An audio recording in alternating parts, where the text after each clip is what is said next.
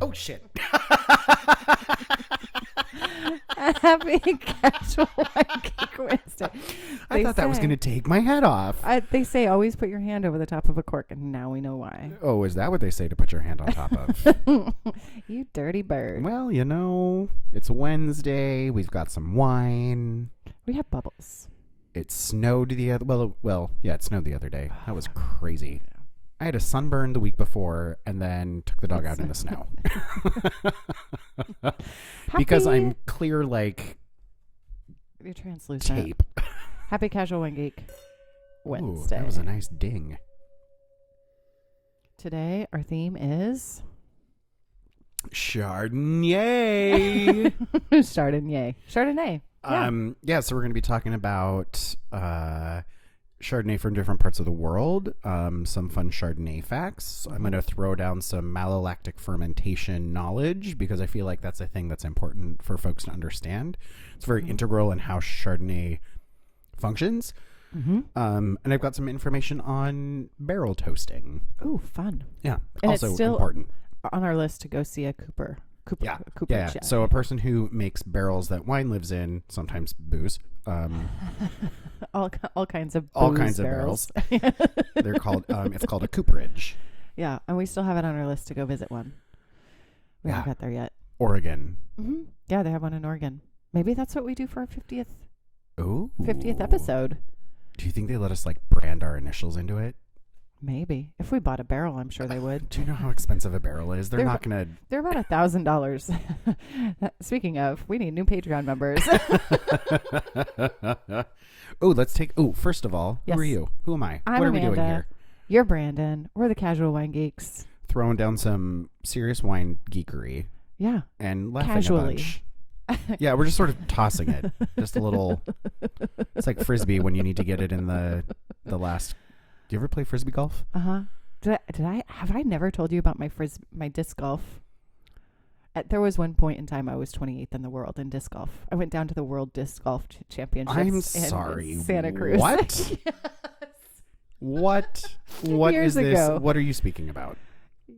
Have I never told you this? No, I never Well, now knew everybody's this. going to know. But yeah, there was a point in time in my life where I played disc golf a lot. And I flew down to Santa Cruz and spent the weekend in Santa Cruz. Is that the disc golf capital of the world? No, but they have this really amazing disc golf course, and they were hosting the World Disc Golf Championship that year. And So you're like an Olympian, is what you're telling me. My best friend is an Olympian. They have this hole called Top of the World, and you literally are up on a cliff, and the hole is like, I don't know, 1,500 yards away. It's really, really far, but you can see all out into the bay, and you just chuck your disc, and it just flies and flies and flies. So I'm up on this hole on the top of the world, and the person I had traveled with was also playing in the tournament.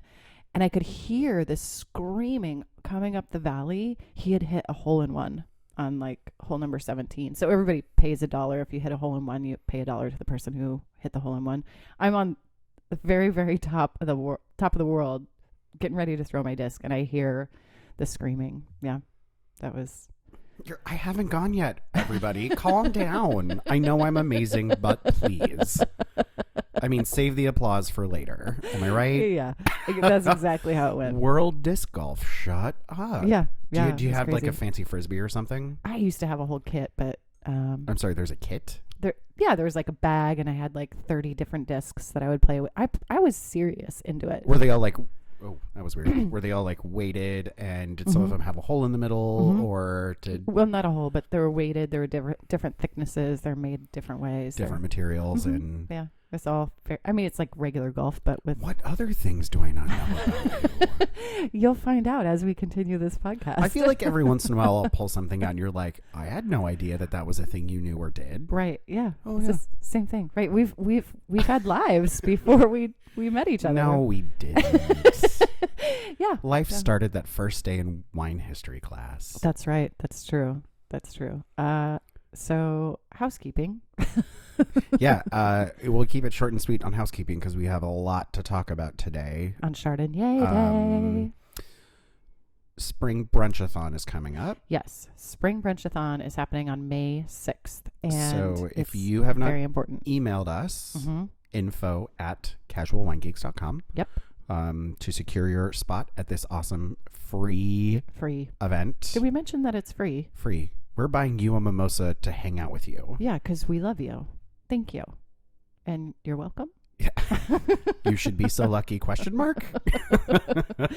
This is going to be a nice event. Come in your Sunday best, I guess, and have a mimosa with us. Let us know you're coming. We'll give you all the details, like the wins and wheres. And Patreon folk get first dibs because they are going to be getting their Casual Wine Geek starter pack. Yep, they're little swag bags. So if you want a swag bag, because if you're not a Patreon member, you do not get a swag bag. Yeah, sign up. You can get yourself a swag bag. Yeah, for as little as the low price of $1 an episode. And that's where Brandon, and he does all the research for these episodes, and that's where we post all of your research, pictures, interesting tidbits. We're starting to throw up some more interesting things. Yeah. Oh, and the merch page is up. Oh, yeah, and the merch page is up on our website. So if you don't want to be a Patreon member, but you do still want all the cool stuff that we've put together, you can buy it directly from us. And if you buy a thing, maybe we'll put a sticker in there. Maybe you'll get free stickers. Or a tattoo. Or maybe both. Maybe none. You don't know. Maybe we'll put a hug in there for you. So when you open up your present, it'll just like... A little... Like a little alien jumping out and just squeezing you like a hug. Oh, it needs to buy me a drink first. I feel like. Well, how about a glass of Chardonnay? Oh, hey, can we talk about this bubbly thing that almost killed me? It's a good thing I was wearing safety goggles. Jesus. I mean, my glasses are thick enough to practically be considered safety goggles. Yeah. So Chardonnay is used a lot in everything. Sparkling, champagne, anything bubbly. It is the queen of grapes, right? Well, and there's a big reason for that is because it is hardy as fuck. Yep. Grows everywhere. It grows well in a lot of different climates. Yep. It does good in cooler climates. So Monterey, California, parts of Oregon, France, all over France. Yep. Australia, New Zealand, South Africa. It's anywhere grapes are grown. Chardonnay will also be grown. Yeah. It's great for blending. It's great. It's a super great grape. It's a super grape because depending on the treatment of the grape will depend on the kind of wine that puts out, right? For sure. And where it's grown really, really affects how the wine functions, I guess is a good way to put it. Like, so terroir plays a big part in this. You know, if it's a lot warmer, Australia, parts of California, it can ripen to a point where you're going to get different markers than if it's in a cooler climate, parts of Burgundy, Champagne, you know. And Champagne is hard because it does not ripen as fully as it can in other parts of France. Yeah. So... Because they like, to make a sparkling, you have to have super high acid, and Chardonnay is one of those grapes that is naturally more high in acid. Right, which is also one of the reasons that you see malolactic fermentation coming into play a lot. Do you remember a couple weeks ago when I was like, oh, I think this white wine went through mallow?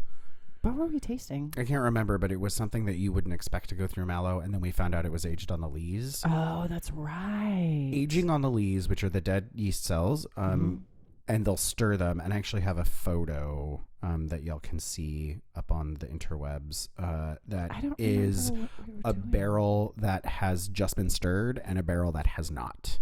So you can see it. You can see the difference. It looks really, really cool. Where were we? Because we were here. We were recording? Yeah, we were recording. I can't. It was a white wine. I want to say a Pinot Gris. It might have been from Alsace. I'll have to listen. But I could be wrong. It's in one ear and out the other sometimes. Well, I mean, it's funny. I'll be listening to episodes, you know, while I'm driving or, you know, taking notes or whatever. And you're like, oh, I totally don't remember saying that thing. Right. I listen to these episodes 5 or 6 times before they're actually published as I go through and edit. That's because you're the master editor. Yeah. Well, yeah. Anyway, I won't go there. But it just, every time I listen to it, it surprises me. Some of the things that come out of our mouths. You're welcome. That's all I have to say. So this is a Blanc de Blanc. So any sort of sparkling that has a Blanc de Blanc on it is Chardonnay. Yeah, it means white from white. So if you also will see in Champagne Blanc de Noir, that means that they are taking red grapes and not letting them come into any skin contact so that the juice stays clear. Yep. Pinot Noir. This is the photo I was telling you about. Right, so you can see where it's been stirred and where it hasn't. Yeah, So that's just wine cloudy, aging on the lees. cloudy versus clear with a little like dirt looking thing at the bottom. Yep. Huh. Yep. Interesting. Yep. Yeah, so Blanc de Blanc. This is Travari, who we talk about a lot because they're local here in Washington State, and they're delicious. I love this part. There's nothing fancy about it. It is solid. It is like Travari makes amazing sparkling, and they don't do anything that it's like, oh, look at us, we're going to be fancy and all. They just take amazing wine and they do a secondary fermentation in the bottle, and it's great. It's fantastic. Yeah, in it's all different kinds of grapes. I love it. I love it too. They do a sparkling Gewürztraminer that's pretty banging. And we talked about the sparkling Syrah that they do on the last episode. Que Syrah Shiraz. Yeah. So that's what I got. I love it. You want to open your little French thing? Yeah, so I brought two things. I brought I stepped outside my box because that's what we're doing is Operation Education in full effect. Yep. I brought a French Chardonnay from the Macon, which is Burgundy area. So it should be very bright, very clean, very crisp, a little bit more acidic than you're going to find from, say, Washington or California. Now, you bought a California Chardonnay. I bought a California Chardonnay, and today was a little bit shitty, and so I, of course, saved my wine purchasing until the last minute because I don't always plan ahead the way I probably should. Yeah. Oops. You're welcome. 2012, these both were about between, I want to say, $13 and $16 each. Yeah. Mine range from 10 to 20. So this California thing is from 2012. It's very hot. We'll see when we get to it. It's gonna be exciting. But this is a French Chardonnay from the Le Charmes. This is a single vineyard Burgundy. It does say Chardonnay on the label. Normally you wouldn't necessarily see that. I actually noticed when I was shopping a lot more, at least in California. Yeah. They were labeling their bottles unoaked. Oh, really? To differentiate from the like heavily oaked, buttery, kind of popcorny. Because I feel like Chardonnay sort of did itself a disservice, and like that style is now referred to as like the California style. Yeah, you're right.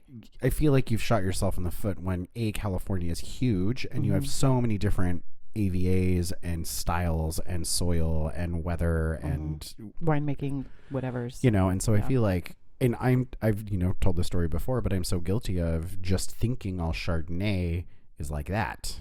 It's like the one that says butter on the front. No. Stop it. Total Wine, knock it off. Just, it hurts my heart. Well, they have a whole like, what's your butter level? Really? So it'll have like 1 stick of butter or 2 sticks of butter God. or 3 sticks of butter. No. That's not. If you're going to eat butter, just eat butter. Don't drink it in a glass and call it wine. I mean, no. Hot buttered rum, anybody? Right. Also not wine. True.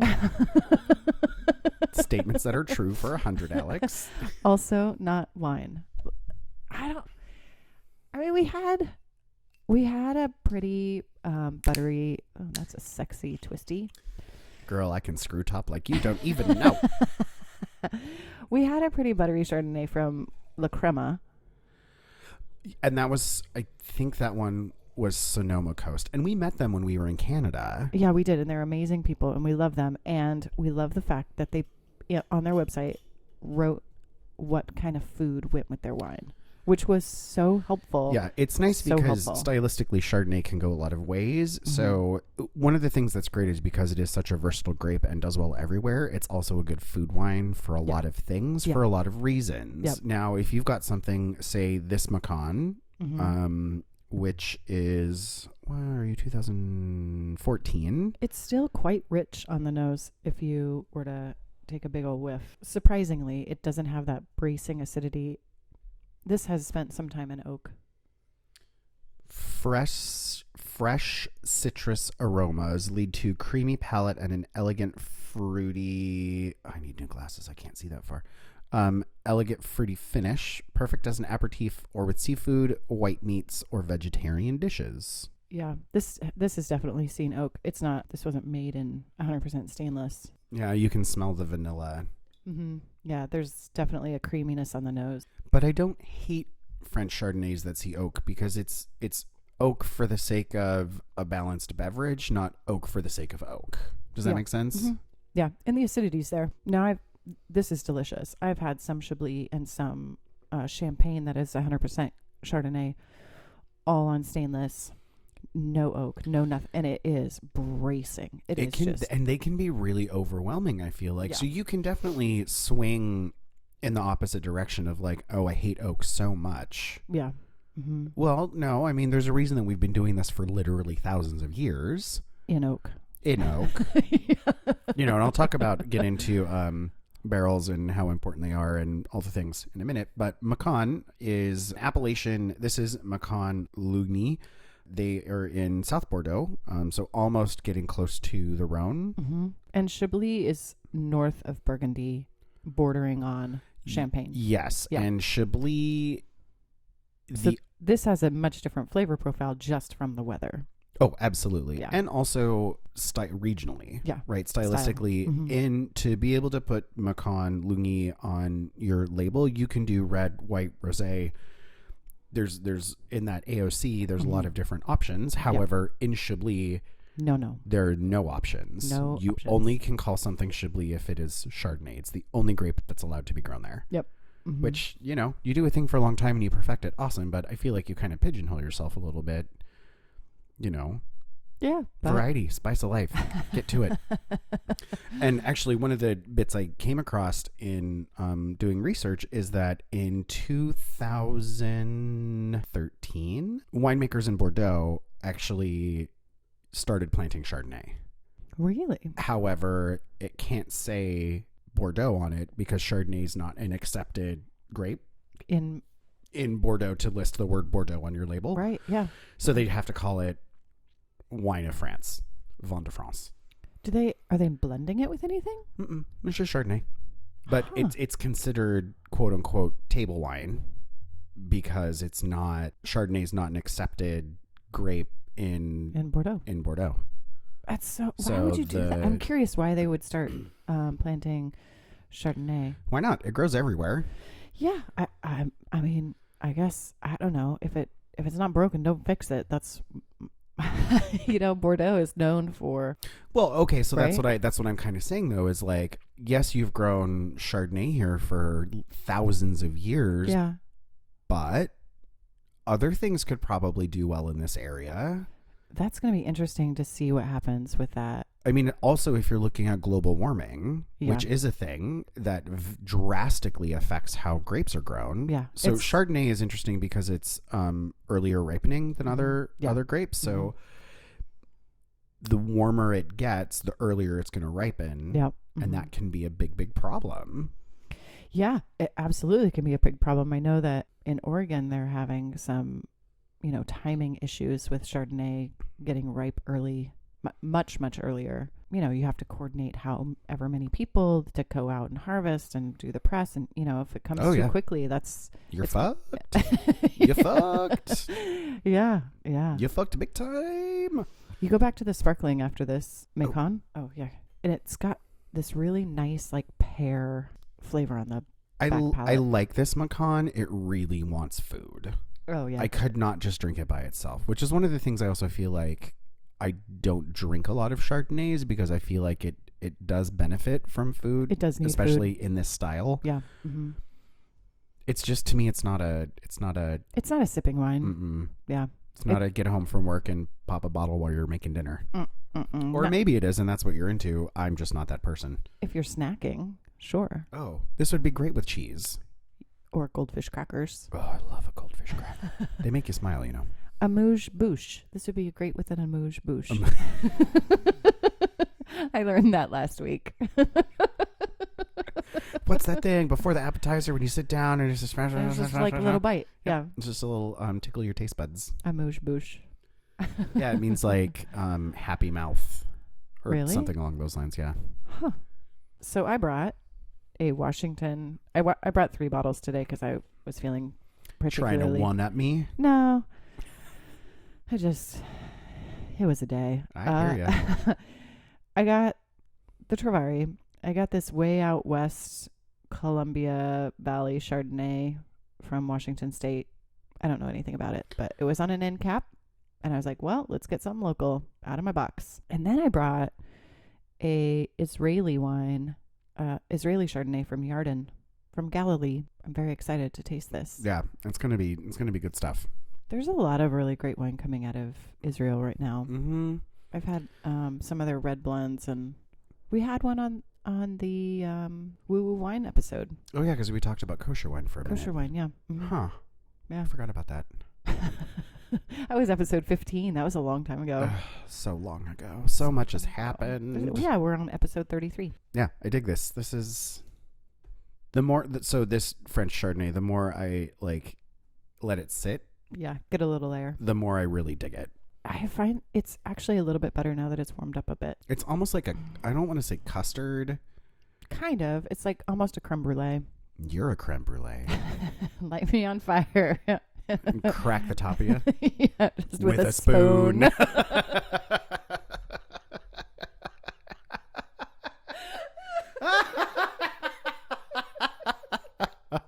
Okay, we're focused. We're professional.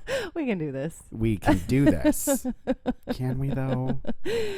Yeah, it's going to be totally great. You put wine in front of us and you really, there's not even a script. This is very loosely cobbled together. Yeah, and you know what? Welcome to the family. Yeah, yeah. All right, so let's talk about Chardonnay. Let's talk about what would you like in your empty glass? Washington, please. Sidebar safety note for everybody out there. I was almost in a car accident the other day. Oh, no. I was driving and someone was trying to cross the street that I was on. Walking? Driving. Okay. In a very larger suburban utility vehicle. Mm-hmm. SUV for those paying attention at home. And she looked left and saw me coming up this little hill and decided not to look to her right and decided that I was far enough away for her to zoom across the intersection. Oh no. But there was a car. There was a car coming. Oh, honey. T-boned her right. It was a whole to-do. So holy shit. And so today when I was driving around causing a ruckus, stomping up and down the I-5 corridor, the amount of people that I noticed on their phones. Way too many people. Hey, everybody out there. Get the fuck off your phone. Stop it. Get the fuck off your phone. I scream at people. Oh, yeah. Oh, me too. You know what else I do? Is I wave and try to get their attention, and then I point to their tire. And I say, and I'm like yelling, but they can't hear me because my windows are up. And I'm like, your tires, they're round and spinning. And then they think something's wrong and then they'll pull over. Well, I dig that. Yeah. It gets them off their fucking phone. It just really, hey, everybody, we love you. Please be safe. Get off your phone. There's no reason for you to be on the phone while you're driving. Here's what you do. You download all of the podcasts. And then you set them to play one right after the other so you don't have to pick your phone up. Oh, God. Yeah. Because we're on Spotify, we're on SoundCloud, we're on... I almost said YouTube, but that's not right. I have to figure out how we load on YouTube, but we'll get there. We will get to YouTube. Yes. Someday. Because I would like to have... this is something I was thinking about, is how we can provide information to people who have hearing loss. Oh, yeah. Mm-hmm. Right. And I think YouTube is a good way to do that. Closed captions. They're amazing. I love them. Anyway. Get off your fucking phone when you're driving. That was my well, I almost was in an accident because somebody was on their phone. Somebody was on their phone. Somebody wasn't paying attention. Jeez. You always look left, right, left. Yeah. Left, right, left. Maybe right again, just for good measure. Look both ways and don't get the deads. I love you all and I don't want something terrible to happen to you. Yeah. Because we're worried about you. All the time. Every day I wake up and I wonder. My brow is furrowed constantly. You're all giving me lines on my face. It's just a constant furrow. Well, that's just because I hate everybody around me. That's not true. People will see that is not true at our mimosa meet and greet event on May 6th. When I was bartending, I tried to convince people that I was the mean one. How'd that work out? It's still trying. Still trying. Oh, that's hilarious. No one. Nobody's buying. No one buys it. No one's buying the cake that I'm selling. Nope. If we got good cop, bad cop going on, you are definitely not the bad cop. Maybe I've just got you all fooled. I don't think so. Anyway. Chardonnay from Washington State. Yeah, what do you think? We grow some good chard here. It's not my favorite thing that Washington does, but here's the thing. Like, tell me what you're feeling. well, Chardonnay is interesting because white wine in general is interesting. You'll see a lot of people start with whites when they just open up a production facility because they don't need to age as long. Your face says something. What does your face say? Totally fine. They don't have to age as long. It's a quicker return on investment, right? Yep, You don't have to age them. You don't have to spend the money and time storing. I can't. What's wrong with you? You should taste your wine. It's just a little bit weird on the back end of the. This doesn't smell like Chardonnay. This smells like Sauvignon Blanc. Maybe. Right? Am I wrong? No, you're absolutely right. And maybe that's the face because I'm not a huge fan of Sauvignon Blanc, as you know. No, that tastes like Chardonnay. It's just, no, we're not, no, dump that out. Garbage. Swill. All right. So generally when let's focus. We're professional. Let's dial it back a minute. one moment, please.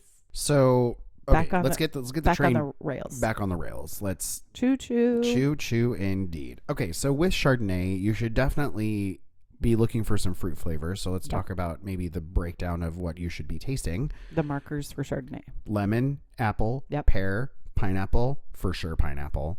Yeah, warmer climates for sure pineapple. Passion fruit, peaches, jackfruit, and figs.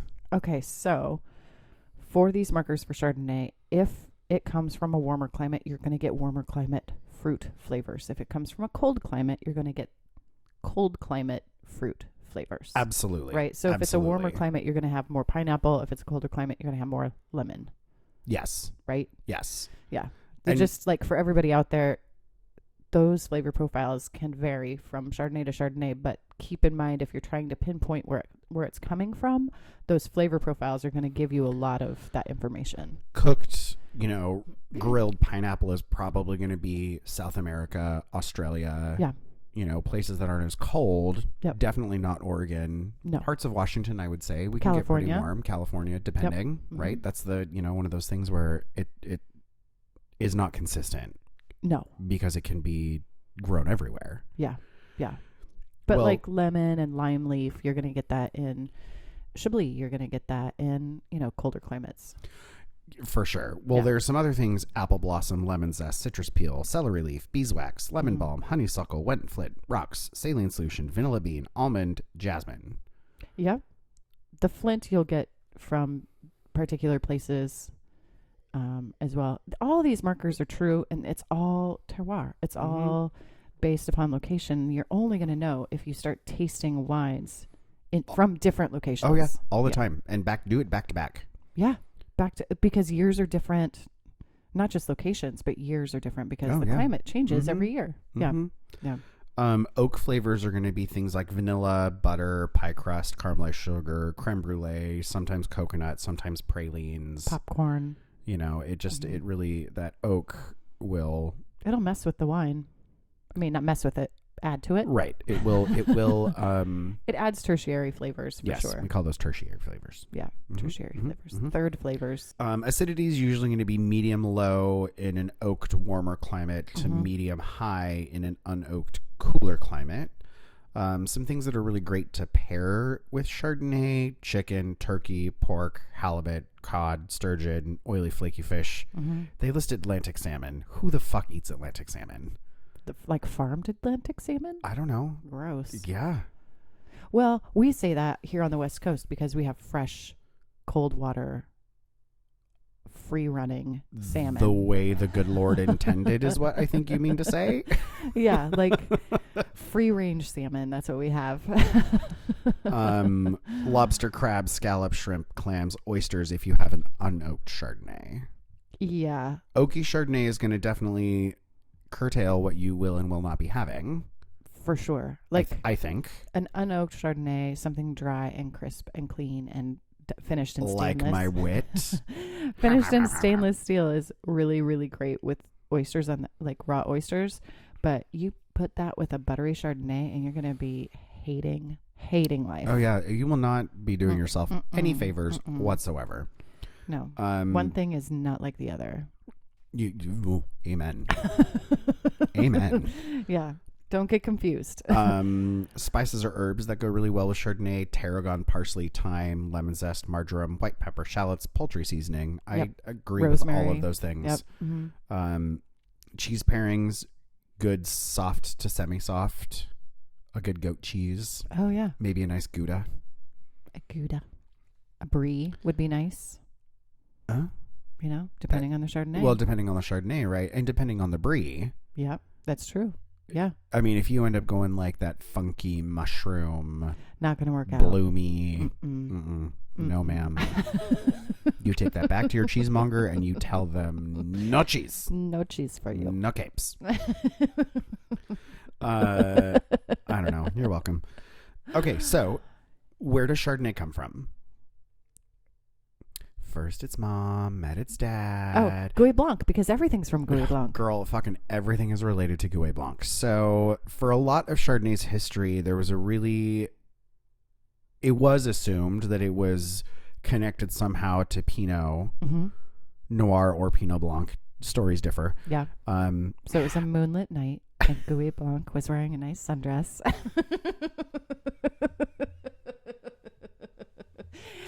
She said, "Hey, sailor." Who is the daddy? Well, okay, so for a long time, because all of those grapes are found in a lot of the same regions in France. Yeah. For centuries and centuries, wine historians have sort of noted that all of the plants have almost practically perfectly identical leaves. In the same region. Yeah. So looking at grape leaves can help you determine the type of grape that you're growing, because not all grape leaves look the same. Right. Got it. Why are you laughing? What? I've been watching too much Drag Race. Who's the daddy, Maury? You know, like, that's a man, Maury. Yeah. I'm with you. It took me a second. I'm caught up. That is not the father. Sorry. Paternity test says, yeah, you owe child support. So for a long time, people thought that these were all related because their leaf structures were very, very similar, if not almost identical in shape. So there was a gentleman named Gallet who disagreed with that line of thinking. He thought that Chardonnay was not related to any other grape in the region. So then you've got viticulturalists Maynard Emerin and Harold Olmo, who said that it was descended from a wild Vitis vinifera grape that was maybe 1 or 2 steps removed from Muscat. Really? So you've got a lot of these people who have some pretty solid theories, but no one is right. Wow. You've got folks in Lebanon and Syria who said that the grape came from there and can be traced back to the Middle East, where it was introduced to Europe by the Crusaders who were coming back from the Middle East. Would you like to taste a Middle East-ish? Right. This is why I think it's funny that you brought it, because I was like, oh, that kind of just golden threads right into what I want to talk about. Wine. Although, so with that whole Crusader theory, there's not a lot of external evidence to support it. There's another theory that says that it was originated from a really old indigenous vine in Cyprus, island of the Mediterranean, right? Yeah. However, what's the truth? Modern DNA fingerprinting, and I actually read a couple articles about how they DNA fingerprint grapes. Yeah. Confusing as fuck. That was a rabbit hole. You were like, wow, a lot of science. Okay, yep, I'm nope. done here. Close that window. Don't care that much. Not today. Not tomorrow. Okay. It is fascinating. It's just a lot of, I didn't ever take a good amount of science classes. So a lot of the things that they were talking about, I was like, well, I don't know what that word means. I'm going to have to look up stuff to be able to read this article. That's a lot of homework. Okay, so DNA fingerprinting, thanks to our good friends at UC Davis. Oh, yeah. Really great wine school. It is now suggested that Chardonnay is a result of a cross between Pinot Noir and Gouais Blanc. On a dark night, Gouais Blanc was looking mighty tasty. Mm-hmm. So Pinot Noir, really? yeah, Pinot Noir and Gouais Blanc. So it is thought that the Romans brought Gouais Blanc from Croatia. So a lot of things can actually get traced back to Croatia, Zinfandel being one of them. Right, yeah. Primitivo if you're in Italy. Gouais Blanc is kind of like the mother grape. The mother grape. I almost said mother gate. I'm like, that's incorrect. This is not a city in Babylon. The Romans are thought to have brought Gouais Blanc from Croatia, where it was cultivated everywhere in Eastern Europe because hardy, good producer. Mm-hmm. There's not a lot of Gouais Blanc left. Most of it is in Germany. Like naturally growing. Right. Yeah. So I wonder what it tastes like. We're going to have to taste some, because we sit here and we talk about all these wines and all these different kinds of grapes and like everything's from Gouais Blanc. And I wonder what that just tastes by like. itself tastes like. Yeah. Well, it's not grown hardly anywhere anymore. Yeah. There's a couple spots that it is still grown in Germany. Mm-hmm. So maybe we just have to go to Germany to find it. Can we be like Indiana Jones, but grapes? Yeah, of course. Grapiana Jones. Because your last name is Jones. Oh my God. Grapiana Jones. Oh my God. Just kidding. We're done here. No, we're not. We are not done. We're not I have done. more to tell you. So, so after it's been cultivated in Eastern Europe, this Gouais Blanc, it is... The French aristocracy actually grew a lot of it. And one of the reasons that it did so well is because it's a robust grape. Gouais Blanc. Mm-hmm. And well, crossing it with Pinot. Easy. Yeah. Breezy. Beautiful Pinot Noir. So the two parents, genetically distant. A lot of the crosses showed a lot of hybrid signs that ended up getting selected for further propagation. So successful crosses of Chardonnay and other siblings of Chardonnay, such as Aligoté, Aubenvert, Auxerrois, Bachet Noir.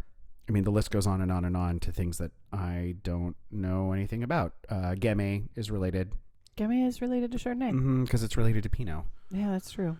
Well, yeah. I mean, if Pinot is related to a lot of things, and so if you're related to Pinot, you're going to be related to Chardonnay. Well, and it's also a thing that mutates, right? That's how you get Pinot Gris. That's how you get Pinot Blanc. That's how you get, Pinot Rosé, which is a thing. What do you think of this Israeli Chardonnay? It's a little butterscotchy for me. Yeah, it's very. This actually is very surprising to me. It's way more that like buttery California style than a dry.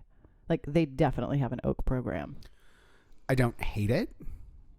It needs food. It wants food. Yeah, it needs food for sure. There's a. It only went through partial malolactic. Oh yeah, we'll get into that whole like partial situation in a bit when we talk about malolactic fermentation. But there's a weird like cantaloupe-y melon finish to it that I think I don't dig. Yeah. I want a little bit more acid. It says that it's balanced with subtle oak, which I think is bullshit. You're lying to us. That oak is not subtle. It is anything but She's subtle. smacking you over the face with a barrel. Yeah. I think if it had a little bit more acid, it would feel much more balanced. But that's just me. Yeah. I like acidic wines. Like I drink vinegar by itself because I'm that person. It needs food. It'll be great. It'll be great with dinner. We have Parmesan chicken. Oh, I found that thing earlier. So in 2013, Clos du Briel became the first chateau to produce 100% Chardonnay wine in Bordeaux. Mm-hmm. The wine is being sold as Vin de France because the grape is not allowed to be planted in Bordeaux by AOC law. Wow. Yeah. Yeah. Well, Fascinating stuff. You want to taste this California? Yes, please. See, and again, it smells a little bit to me like Sauvignon Blanc. Yeah, it does smell like Sauvignon Blanc. There's that like green bell pepper, cat pee. So weird. I'm having a really apparently allergy. It is also the trees are out to kill us all. So my inner ears are crazy fucked up right now. I'm pretty sure I had a sinus infection earlier in the week, which is why my husband wouldn't kiss me. He's like, "You smell like you have a sinus infection." I'm like, "I know, I can't. I'm sorry." And now he's homesick. There you go. And now he's homesick today. So sorry, babe. I like drinking wine and tasting wine in the wintertime when things aren't trying to kill me. Surprisingly not terrible. Really? I shouldn't be surprised. Of course, you make good decisions. Mm-mm. I do not always make good decisions. I don't know, man. I'm having a hard time with the Chardonnay today. Well, let's just go back to the bubbles. Yeah, I think that's what we're going to have to do. It's not as bad as I had anticipated for a 2012 California Chardonnay. Do you get a little like mint? Yeah. There's like a herbaceous It's kind of kind like of herby on the stemmy- bottom, right? Yeah, it's like not mint. It's like mint stem, Like you were just chewing on a stalk of mint. but not the like fresh, delicious part. Like the Not the leaves, but the actual stick. the like wood part. Yeah, yeah. It's a little bit weird. Yeah, it's kind of minty. Yeah, and it leaves your mouth kind of minty. Like I feel like I just brushed my teeth. I don't know if that's a good look for a wine. I mean, Take it off, send it back, call Nordstrom. They'll take it back. It's fine. call Nordstrom. Well, because they'll take anything, right? I would think that all of these have gone through malolactic fermentation. Well, okay, so let's talk about what that actually means, because I feel like malolactic fermentation gets an interesting rap by a lot of people who say, "Oh, I don't like Chardonnay because of malolactic fermentation." Bitch, your red wine went through malolactic fermentation. Yeah, most wine goes through malo. Most like Reds. most all reds. There's very few that don't. And then with whites, there's very few that don't. Do you want to see the cutest little malolactic photo? Yeah, can we post it up on our Insta? Oh no, it's in my notes. Oh, it is? Yeah. Oh, that's cute. So that's the bacteria, and it eats the and malo. it eats malic acid and then converts it into lactic acid. He's so cute. He's like eating and pooping. Eating and pooping. It's what we do. Malic acid. Not unlike babies. Malic acid is the acid that's in apples. Yes, and lactic acid is what you find in yogurt or milk. Yep. So what? And that's the stuff that builds up in your muscles and makes you sore if you're working out very hard. Oh, really? I didn't know that. Yeah, so it breaks down your muscles and it releases the quote unquote toxin, and that's lactic acid. And it's just a bacteria that it's the excretion of amino acids when you run it through your body and you are working out, and then when you're sore the next day, it's all lactic acid. So don't drink milk the next day is what you're saying. Well, you might die. When it comes to your body, the best thing to do is to work out again those muscles that are sore, because it'll push out the lactic acid. But it's so interesting how this is. Or just don't work out at all. Yeah. Be safe. Don't work out at all. But it's interesting in wine how the acid that's in apples, right, malic acid, as it converts into lactic acid, it gives this like creamy finish almost to the wine. Right. And so, first of all, malolactic fermentation is not fermentation. No. That's actually a very big misnomer. It's a transfer or something, isn't it? Well, it's a bacteria. Yeah. So you're not fermenting anything. Nothing is fermenting. You've already fermented your wine. Yep. You introduce a certain type of culture. Yep. It can be lactobacillus. It can be pediococcus or oniococcus. So those bacteria end up converting tart malic acid, which is what make apples like hit you right in the back of your jaw like a Granny Smith. Green apple. Which I love. But I like sour things. And you put a nice piece of creamy brie on the top, and it just is. Yeah. I meant to sign me up. Where's the cheese plate? Okay, so you add that in. The bacteria. You end up lowering. Okay, let me dial it back a second. Now I'm getting all like. Don't get. I have so many things I want to tell you, and I just can't figure out how. Start at the beginning. You have malic acid. Okay, so malolactic fermentation, not a fermentation. So what ends up actually happening is, okay, so for a long time, centuries and centuries and centuries, winemakers noticed that there would be this activity that would happen in their wine stored in a barrel during a warm spring month following harvest. So you've harvested, you've pressed, you've crushed, you've filled, all the things. It's in the barrel. It's 65 degrees. It's fermented. Yep. It's hanging out, aging, doing its awesome thing. Similar to alcoholic fermentation, what would happen, and this is why some people call it a fermentation, is because it also releases carbon dioxide.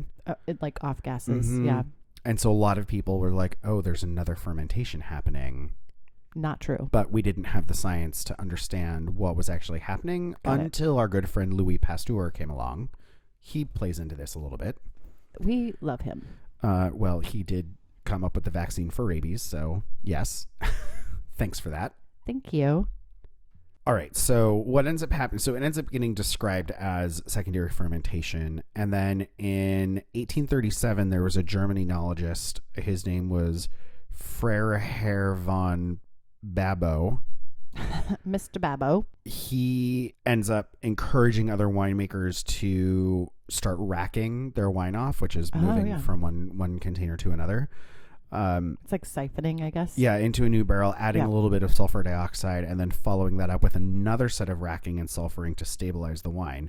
So in 1866, Louis Pasteur, who is one of the, pioneers of modern microbiology, ends up isolating the first bacteria from wine and determining that all bacteria in wine were the cause of wine spoilage. Now, while Pasteur did notice an acid reduction in wine with lactic bacteria, he did not link the process to a consumption of malic acid by the bacteria and rather assumed it was just a tartrate problem. Huh.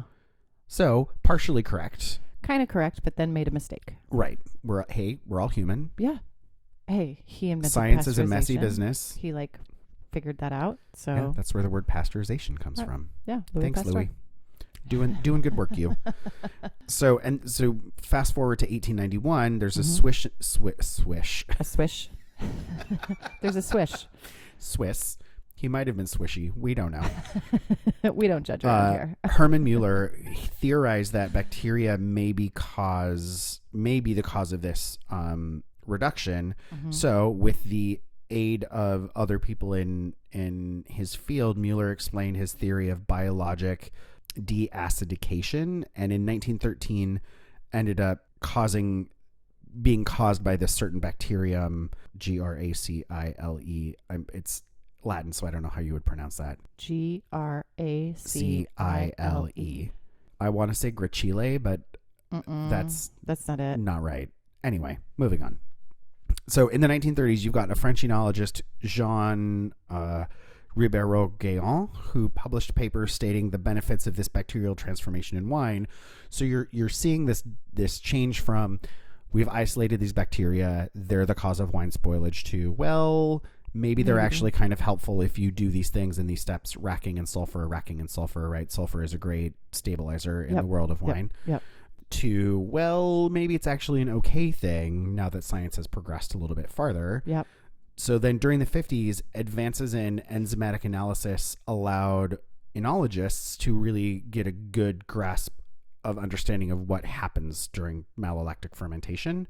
So, fun fact, there is some discussion but no conclusion that the bacteria used to initiate MLF, mallow, might produce histamines. Really? Which affect certain sensitive people. This may, and I'm quoting here, emphasize may be the cause of red wine headaches that some people get. Because red wine goes through mallow. Yeah. And we know that most people have some sort of histamine allergy. I mean, look at the two of us with these goddamn trees right now. That they attribute to having sulfites in their wine, which is not the case. Not the case. It's probably a histamine issue. And I have to tell you, empirical evidence in our lives, meaning you and I, we tend to deviate towards high acid, finished in stainless rather than mallow whites. Maybe. Yes. Maybe. Yeah. No, for sure. For sure. I mean, I don't feel shitty maybe after I drink an entire bottle of champagne by myself, but that's regardless. Oh, that's just a Tuesday. Yeah. But if, those like high acid finished in stainless doesn't go through mallow, I feel real good after having some oysters with that. Oh, give me a good muscadet. Oysters. Yeah. Go see our friends at Taylor Shellfish. We need to go back there very soon. Ooh, can we go to the one in Pioneer Square? I haven't been to that one yet. Yeah, of course. We'll do that. Hit all the things. Maybe we'll do that after our mimosa brunch. Oh. Hightail it down to Pioneer Square. I like that. So if you want to come to our mimosa brunch, It's May 6th. Email us, info@casualwinegeeks.com. Yeah. Do it. Okay, so malolactic fermentation. We have wine. It's fermented. It's aging. We throw some bacteria in it In the barrel. to convert one type of acid to another. Now, Yep. there are more than those two types of acids Oh, yeah. There's in a lot. wine. It's a lot. They just happen to be prominent. Well, it's cause and effect. Yeah.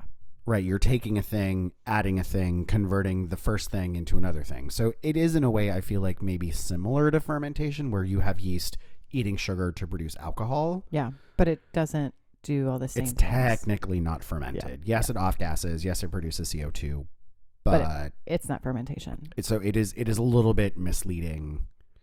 It's a little misleading. It's a little misleading. Fair enough. So what ends up happening is that your acid level is severely reduced. Right, so that's why these wines don't have They don't have the acid. that real bright acid Yep. kick. This might be a good time to maybe answer what is acid. Ooh. Hey, Chaz, we're looking at you. Chaz, answers. Here you go. When you have a wine that is really, really acidic, think Sauvignon Blanc. Yep. Think Pinot Gris from certain areas. Yep.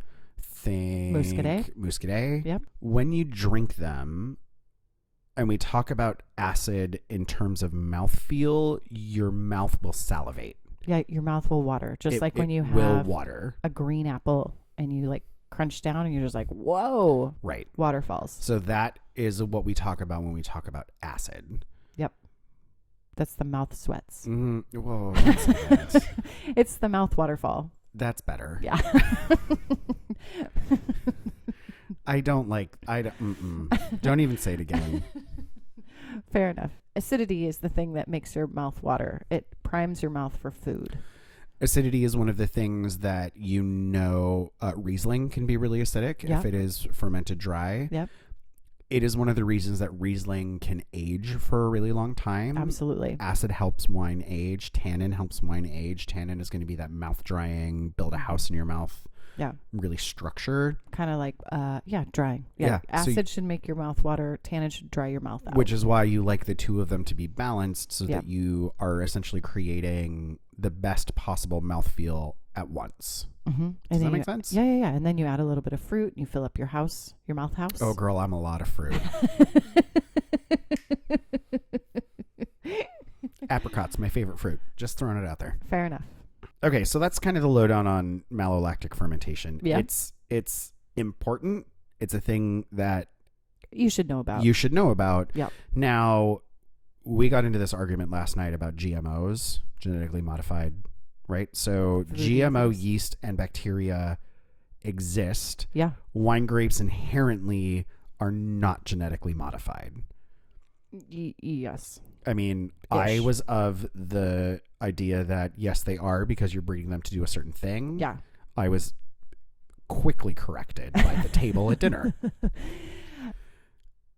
Okay. So, not scientifically in a lab genetically modified, even if there's genetic modification through time. Natural selection, shall we say. Or not even natural, like you're breeding grapes together to get an end result. That's just breeding grapes together to get an end result. That's technically not genetically you're not modifying the genes, right? So this is where we got to splitting hairs. I'm like, but yes, you are. Yeah, but you are. Yes, right, you are. Well, you are. We'll agree. So thank you. Appreciate you. So while grapes are not genetically modified to date, there are both yeast strains and bacteria that have been genetically modified to help fermentations complete. Yeah. So, right, like wine is a thing that has benefited from science. Yeah, because so yeast is around you at all times. All the time. Yeah. You can use certain types of yeast have been cultivated for certain reasons. Champagne, right? So the yeasts of champagne have been cultivated and used in certain beers. Yep. Oh, we used a champagne yeast. I was at Curlew, I want to say 2 months ago. And the assistant winemaker there, Stephen, he and I got into the wide world of yeast. Because I was like, so when you say this thing, what does that actually mean? And he started pulling out information and laying it down. Like it was actually very informative. So I know that there's winemakers who they build their own little winemaking studio, and that's what the first thing they do. They walk in with a bottle of their favorite champagne and just spray it all over everywhere because they want that natural yeast and bacteria to start cultivating in that space. Well, right. And that's why you see a lot of people do native yeast ferments. They don't add yeast. They don't pitch the yeast in because they want the yeast that's naturally clinging to the grapes to do the work. This can get a little... It gets very sciencey. Yeah, because you can't 100% have a native ferment. Right. You have to help it along. A little bit. Otherwise, your timing is going to get all fucked. Yeah. No one wants that. Don't fuck up your timing. No one wants that. Okay, so we've talked about kind of these different areas. France for sure, Chardonnay rules the world. California for sure, Chardonnay rules the world. Washington grows some good Chard. I think we do some things better. That's just my opinion. Oregon does great Chardonnay. Yes, absolutely. Yeah. I wanted to throw that in there because West Coast is the best coast. West Coast is the best coast. Everybody knows it. Oh, let's talk about some Chardonnay facts. Sure. You want to count it down? Count it down. Count down the fun facts. Oh, yeah, I can. All right. Now, some of these I rolled my eyes a good amount. About the fun facts? Yeah, some of them are a little, really. Well. What do you do? I mean, and so some of them are Chardonnay was born in France, Burgundy to be specific. Not all Chardonnay is buttery. Yeah. If you don't like, this is where I rolled my eyes. If you don't like the flavors of vanilla and toasted oak, buy an unoaked Chardonnay. You think? Maybe. I mean, but maybe people need that spelled out for them. I don't know.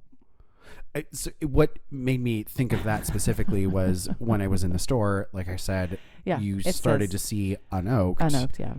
And I think that's people in California starting to realize that not everybody likes that style and not everybody prefers that flavor profile.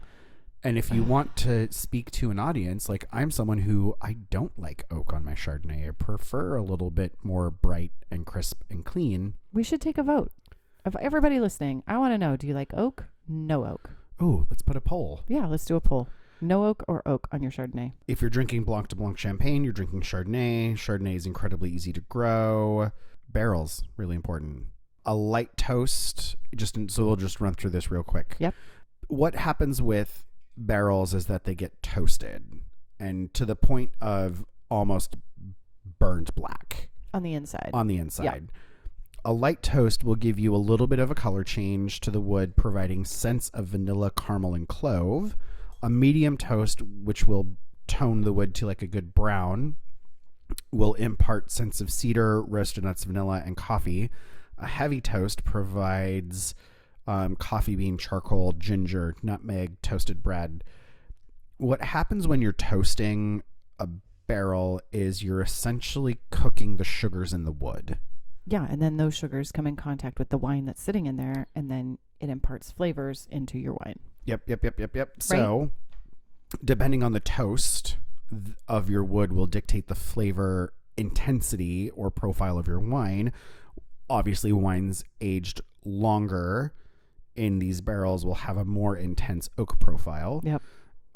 As opposed to shorter. It also depends on the kind of oak that the barrel is made from, because every single kind of oak from different parts of the country impart different flavors.